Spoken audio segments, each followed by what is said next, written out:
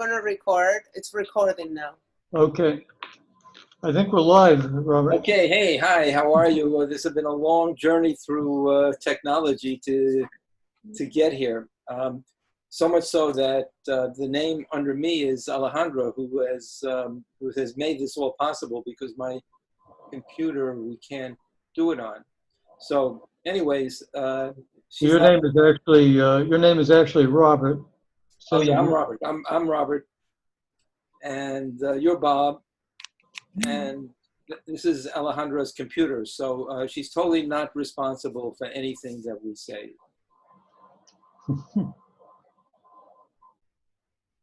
Although she is responsible for us being here. So.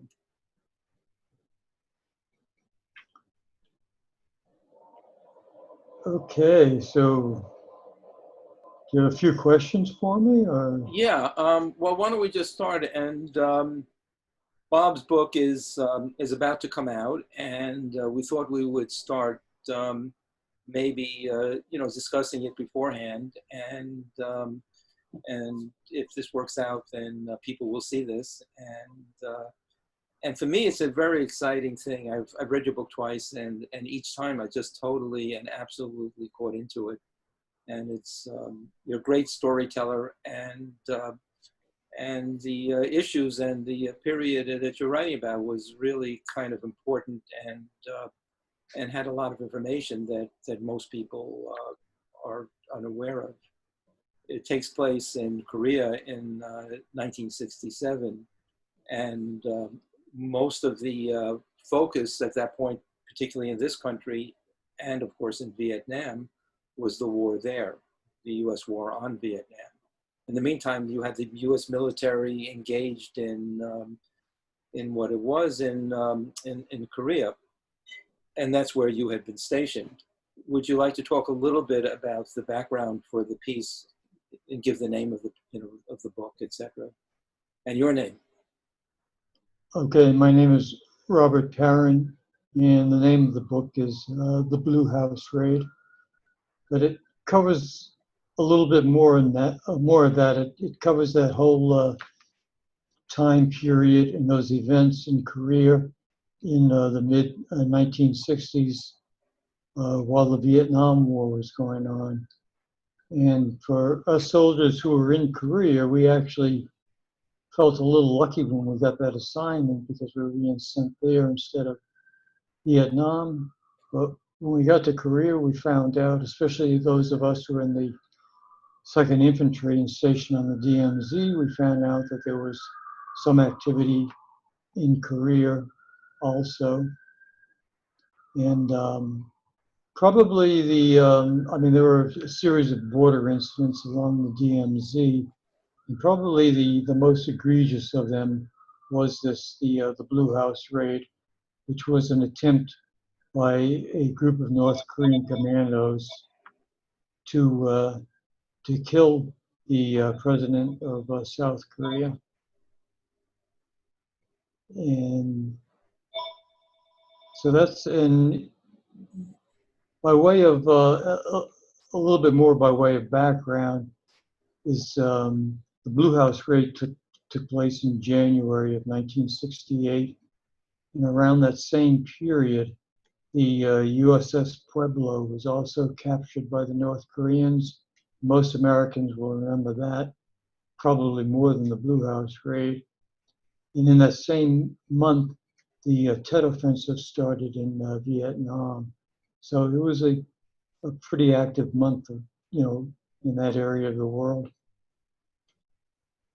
When were you there? Were you there during that period, or after, or before, or? Yeah, I was kind of there in the middle of it. I got there in December of '67, and I left in January of '69. So yeah, I was there probably during the heart of those activities. And how much of it did you know? Was it rumor? Was was the information coming to you, or how directly were maneuvers and the war? How accurately did you feel that the information that you were receiving was at the time? at the time, it was a little bit weird. We actually got our best information from the English edition of the Korean Times, because what we're getting out through the military could be really spotty at times. I mean, as an infantryman, at the squad and at the platoon level, you were just, told to go somewhere, and that was about it. You had no idea what was going on at the moment, and you had to go to other sources to get, your high level information. Now, the raid on the Blue House, which, as you were saying to me, that in Korea, it's something that is pretty much known and part of the the story of the country, and here I never heard of it before, and I imagine a lot of people here also. So can you explain a little bit of it? What happened? Yes, the North Koreans had a unit known as Unit 124, which was an all-officer unit. And they were like, it was kind of like our special forces or our SEALs. They were very highly trained commandos. And out of this group, they handpicked 31 men to come into South Korea and attack the presidential palace, which was known as the Blue House, with the objective of killing the president of South Korea. And in fact, the group did manage to infiltrate through our sector of the DMZ, and they got within probably 2 kilometers. They got about a mile from the Blue House before things started to fall apart. And then after that, there were a lot of fights. A lot of people were killed as a result of the raid. And, but a couple of days after that raid is when the Pueblo was taken. So all of a sudden, the emphasis shifted from, the emphasis in Korea shifted from this raid to the Pueblo, because for Americans, having an American ship captured was a much bigger deal. And of course, everything that was going on in Vietnam, just kind of overshadowed events in other parts of the world. It's very wild. You have this war, raging in Vietnam, and then, then just this other thing is going on and happening, when all the focus, for the most part, is elsewhere. And yet there are people thinking and doing and orchestrating things just because they're doing it. And that's... Well, that whole time period was just so nutty. I mean, at that time, the USSR and the US had all these missiles pointed at each other, and there was a fear of a nuclear war, which was probably the biggest threat to the planet at that time. Yet all of a sudden, the war in this small country in Southeast Asia just took over all the resources in America. It was like, the tail wagging the dog. When did you think of writing this novel, and how did you go about doing it? Well, I think after I left Korea, I always had this idea of writing something about my experiences there. And it seemed interesting because it was a little known piece of history, and yet it was, quite important. And I was actually kind of right in the middle of it, because my unit, in fact, encountered some of the Unit 124 commandos. And what exactly to write about? I made a couple of false starts, And then, of course, I got a day job, I got married, all this other stuff came along. And it wasn't until, many years later that I just, was able to take the time and go back into it. And I finally decided to write a piece of fiction covering that area, that, that part of time. So when you actually engaged the commandos, was that it? Was that with? Was that? Did you have an actual fight with them? I mean, were they shooting or was? Yes, the commandos actually hit my company. So we did engage them in a couple of in a series of fights. And in fact, the novel that I wrote, closely parallels actual events. So it wasn't, I mean, for the Americans, it wasn't a huge engagement, but of course, for the particular people involved, if you're directly involved in it, it was kind of a big deal.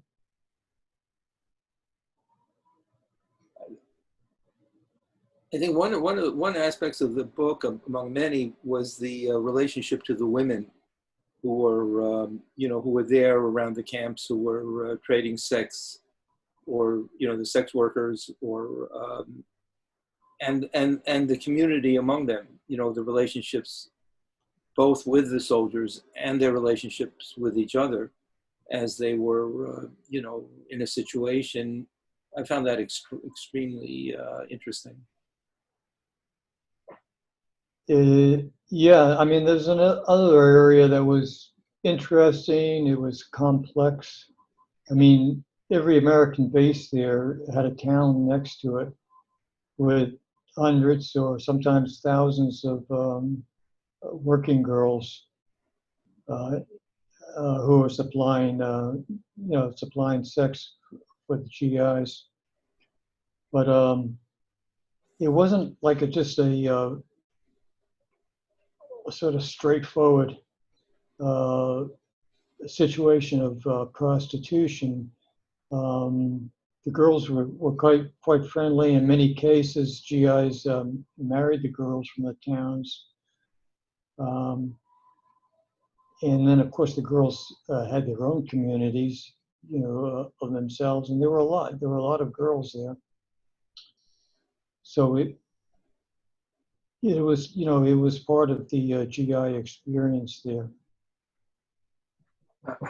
How long were you there in Korea? I was there for 13 months. 13 months. And how long were you in the military altogether? I was in for 3.5 years. And what brought you to join up in the military? How aware were you during that period of the turmoil of the anti-war activity? And what were the motivations to join the Army at that point? Well, when I went into the Army, I just thought it was something I would naturally do. I figured I would put in my service, and I went in the summer of '65. And of course, Vietnam was building up then, but it really hadn't gotten to the point, where it was bringing out the demonstrators. That didn't happen for another year or two. So when I went in, I really did not see how huge that part of it was going to get. But at the same time, I felt like it was sort of the patriotic thing to do. My father, my uncles had all been in the military, when we still had that heritage from World War II and the Korean War. And so when I went in, I didn't think too much of it, and by the time I came out in 1969, things had changed quite a bit. And I don't think, in 1969, I don't think I would have been ready to go in like I had in '65. And how much were you able to follow the activity outside? Let's say political movements outside when you're inside the military? Was information coming to you, or how was it filtered in? Were the soldiers talking to each other and discussing it? In the U.S., of course, we had TV and access to all the newspapers, so we could see what was going on. Korea, we were completely cut off. Communications at that time were different. I mean, there were no computers, even telephone communications. The whole time I was in Korea, I never got one call back to the U.S. So we received magazines probably a week after they came out. For news, we had the Stars and Stripes and the Army Times.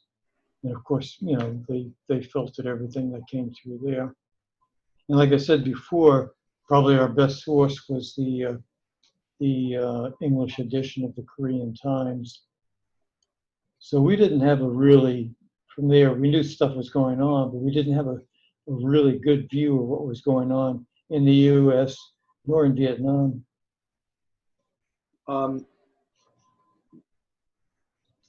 wish I had written it down, but I didn't.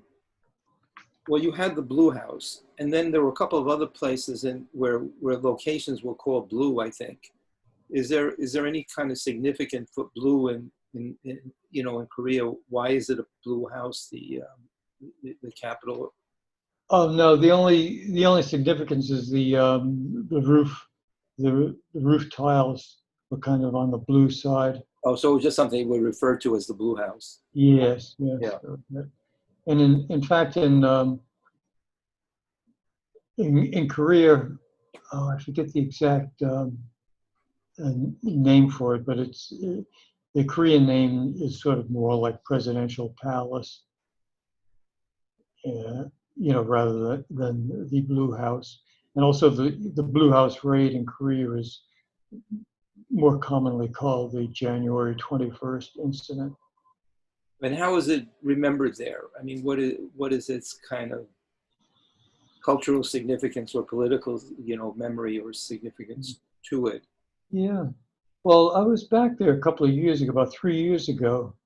I went back to Korea, and for a couple of days, I was up in the Paju region where I was as a soldier, going up towards the DMZ. And I had a friend with me who has since become a friend. His name is Kang Igu, and he's actually translating this novel into Korean. But when I was there 3 years ago, he served as my translator. And I had a guide, his name is Roger Shepard. He's from New Zealand, but he runs a hiking company out of Korea. So with the two of them, I was able to tour around and talk to people who had been there at the same time I was, and get their perspective on events. And also on the ground in Korea, you'll find plaques and commemorations of the Blue House raid. You will find a plaque that will say this happened here, the Blue House at this point. The raiding party did this.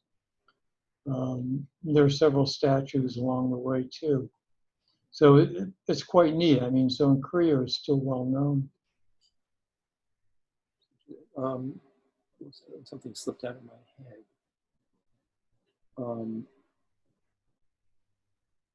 One of the things that we were, suggesting or talking about was what you feel that you can capture in a novel, or the truth of the novel, maybe more than an essay about what happened or a memoir of what happened, or how do you see the different, the different forms of expression dealing with a, significant, social truth or political event through fiction, as opposed to a history of it, a straight formal history, or a social analysis, or a personal account.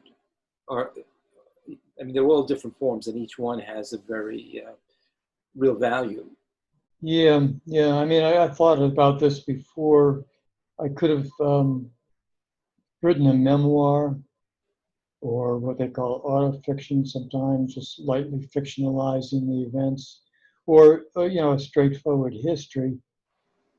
But I felt with fiction, and this is in general too, with fiction, you can represent your characters, with all their good points and their bad points too, and especially the bad points.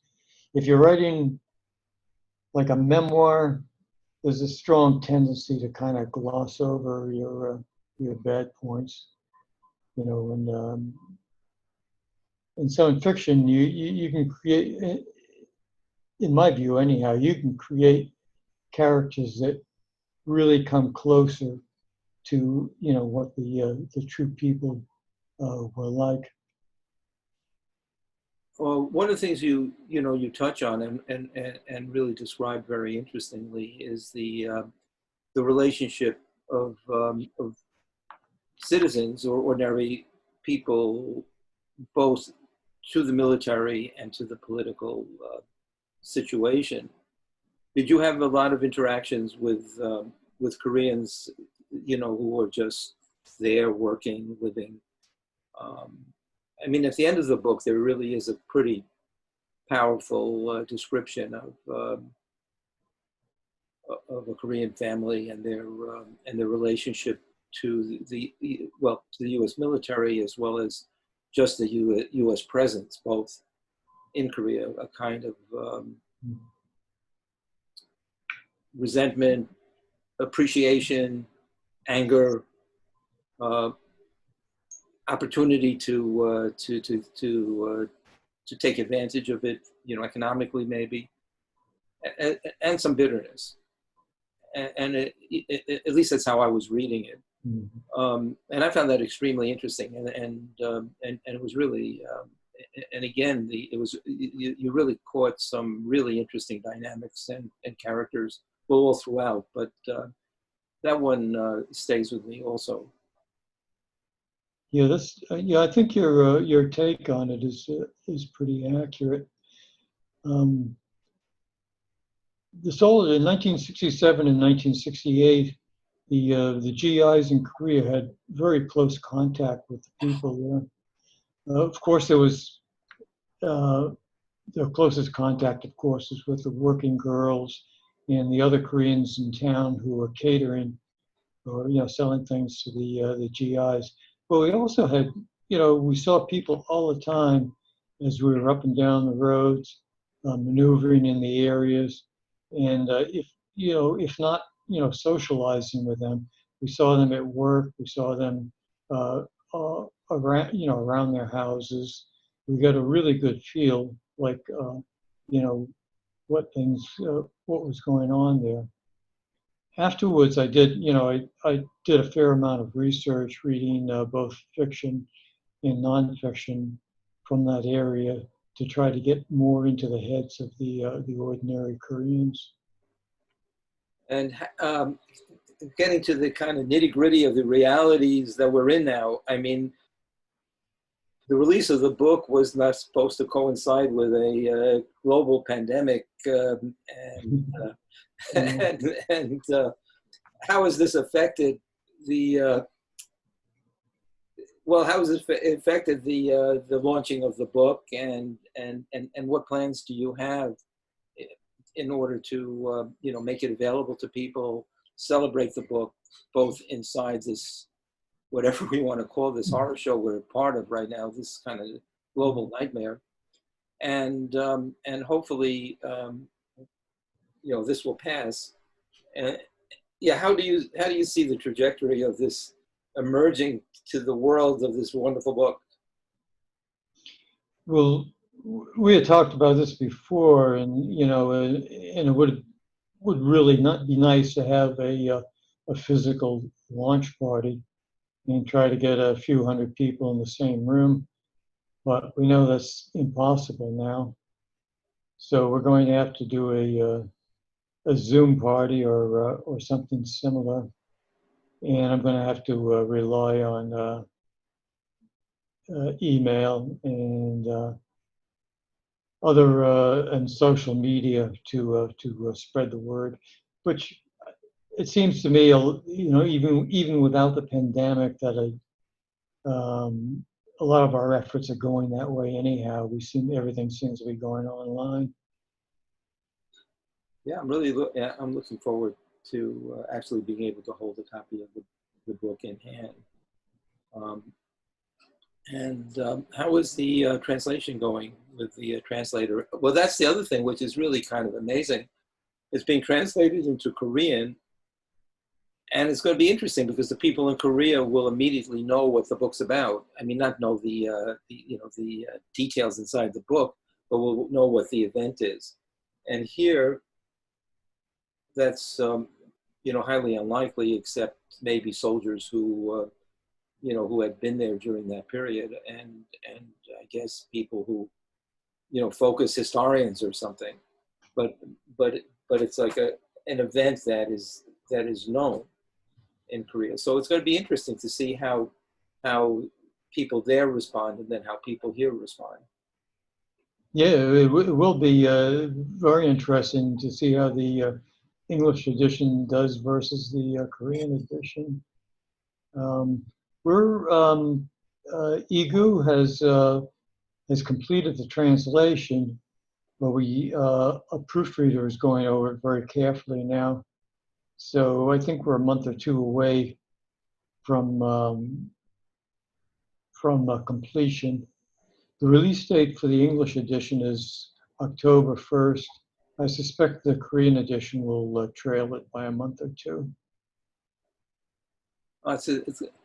When all this passes, do you think you might want to go to Korea and be part, do an event there and have the maybe be celebrated and the book to be celebrated there?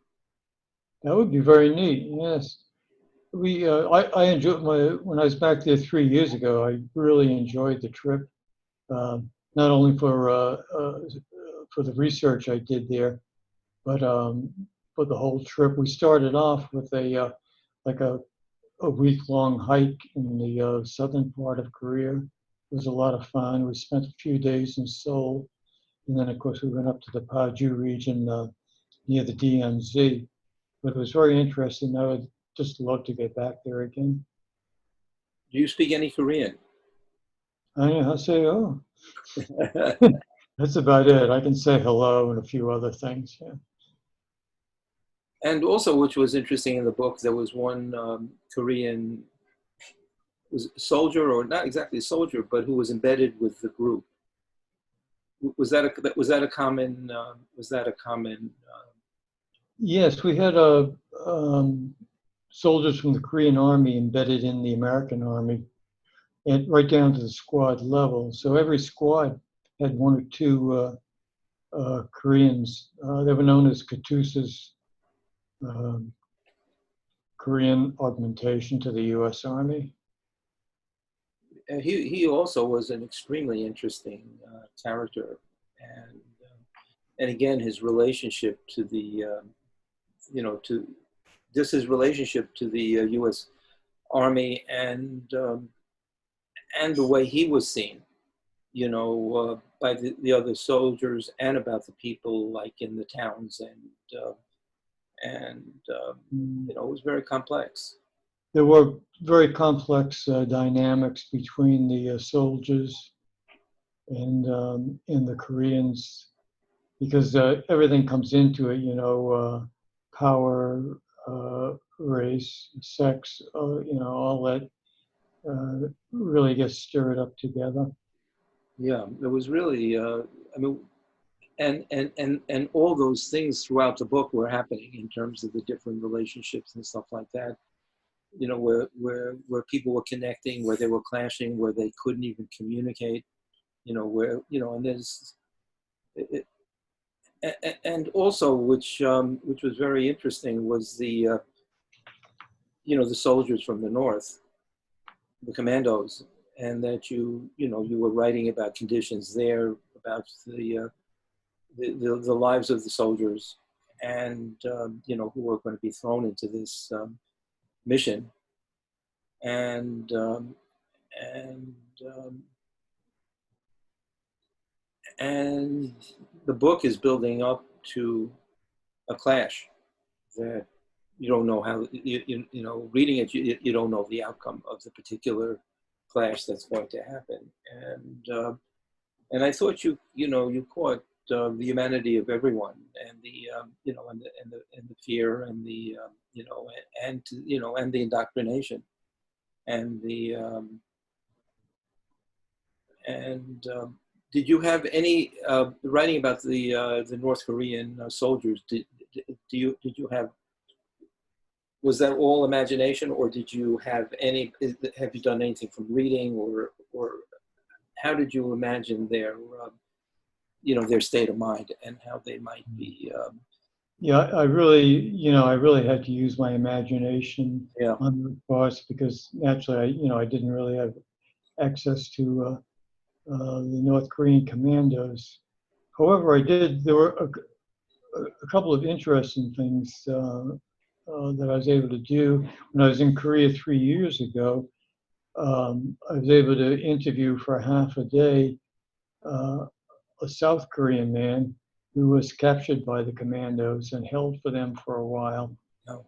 And so he gave me a very detailed account of what went on, what the commandos looked like, what they talked to him about.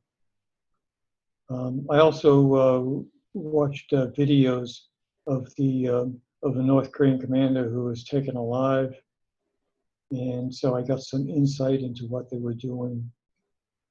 And for the rest of it, you know, I was a soldier myself, and I had trained with special forces and elite troops like that. So I had a little idea of what their mindset was like.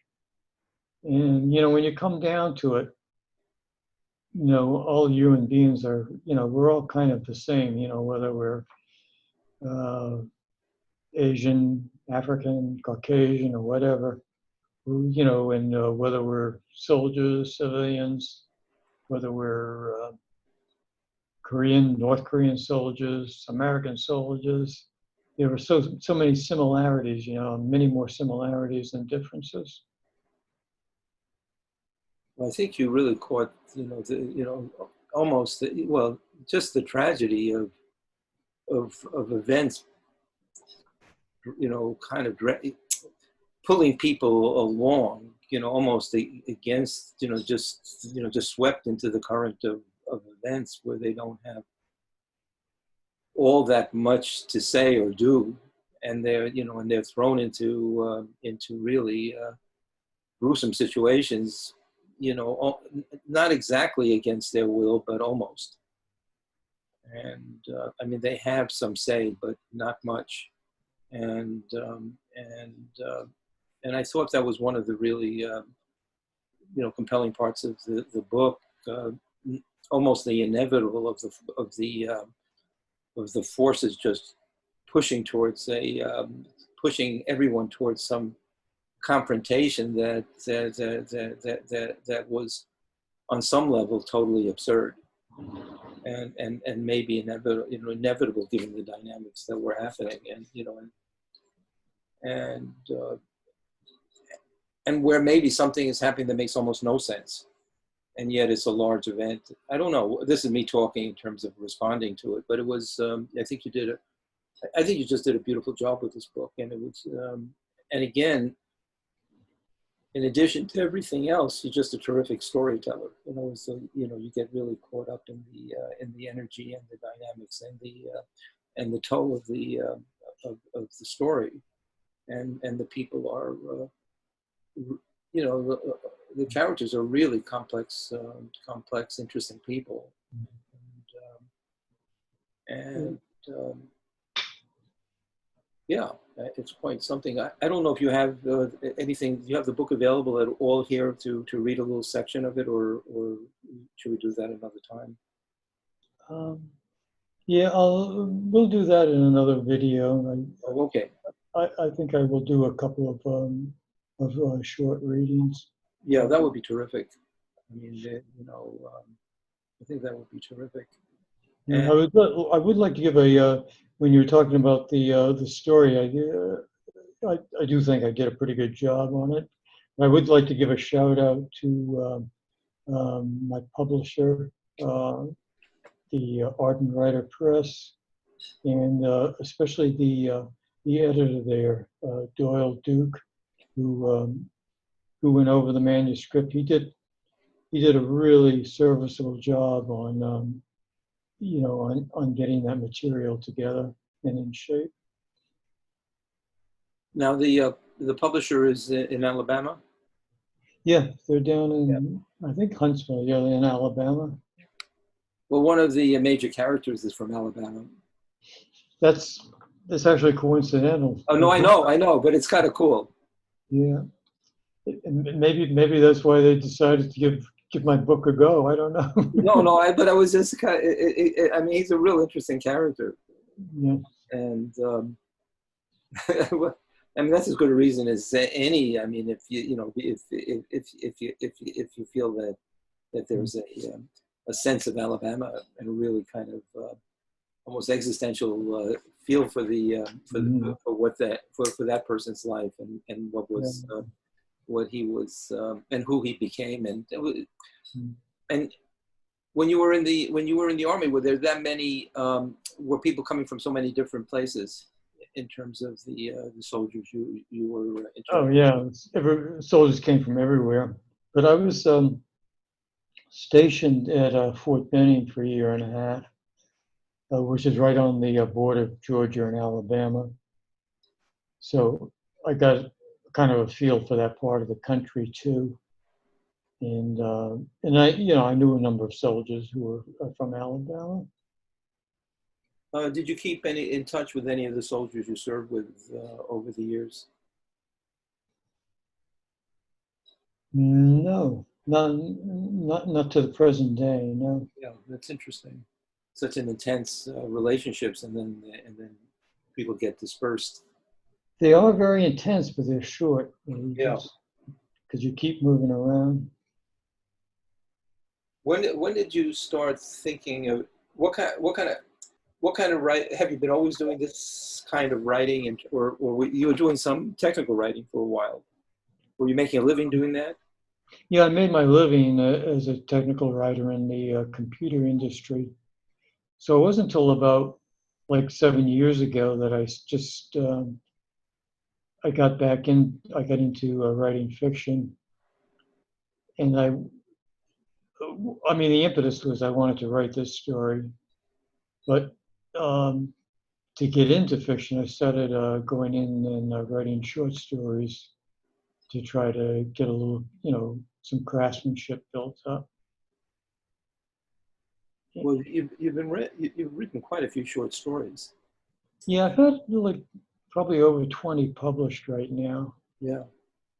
And I enjoy writing short stories. A lot of fun. And I'm working on a second novel right now, and I'm really into it. So I just enjoy writing fiction. How would you see a short story as opposed to a novel in terms of what the elements are, or what each is trying, what each does? Yeah, novels are a lot tougher, right? I think. I mean, with a short story, you can just kind of just take a few moments at a time, few characters, throw them in and have something happen. And usually it's just, you just kind of you're just going to one crisis and then dropping off. With a novel, you have to have a lot more complex relationships, and you have to keep them going for a while. Interesting. Is it so? Was this your first novel, or was this the first novel you've written? I mean, forget about the publishing. Yeah, absolutely. It's my debut. Well, it's going to be it's going to be really interesting. I mean, I'm looking forward to. I'm really looking forward to it coming out. I mean, and I think maybe we maybe we can end it right now because my back is starting to hurt because I didn't expect to be sitting in this position because we couldn't Okay. Do it on my computer, and I'm kind of twisted, so my back is starting to hurt. Before we hit the Yeah. button, I just wanted to say I really appreciate your support and the support of so many other writers around New York and elsewhere. One of the added benefits of writing fiction is just being able to be immersed in the writing community. Well, it's been a real treat, I have to say. Hearing your other work, becoming friends, and as I said, I've read the novel twice, and there was a couple of 2, 3, 4 months apart, and it was just both experiences in different ways were really incredibly gratifying, and I learned a lot, and just straight out enjoyed it, and kept going. I could take a few minutes break, but then kept going back, just to get inside the the pull of the story, and. Yeah, so why don't we just stop now, and then we'll just continue, and another time, and maybe you could read some of the Yeah, maybe I'll do some readings and other. Yeah, that would be tremendous. Okay. Okay.